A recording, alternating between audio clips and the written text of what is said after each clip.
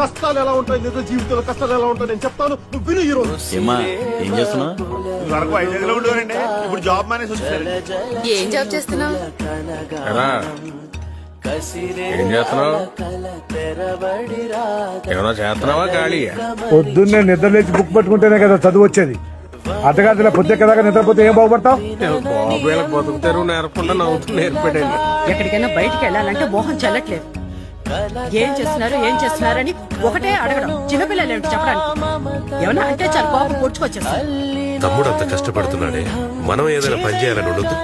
ఈ ఇంట్లో 3 ఫ్యామిలీలు మారాయి, 5 సార్లు పెయింట్ మార్చారు. కానీ నీలోనేరా ఏ మార్పు లేదు. నీ వయసు వాళ్ళందరూ చక్కగా చదువుకుని పెళ్లిని చేసుకుని పిల్లా జల్లాతో హాయిగా మరి నువ్వు నా సంకనాకుతూ తిరుగుతూనే ఉన్నా. ఇంత వయసు వచ్చినా ఇంకా తండ్రి మీద ఆధారపడి తింటున్నావు అంటే నువ్వు కుర్చేతో తింటలేదురా, ఎడం చేత్తో తింటున్నావు. నీలాంటి కొడుకు తలకొరి పెట్టడానికి మాత్రమే పనికొస్తాడు రా.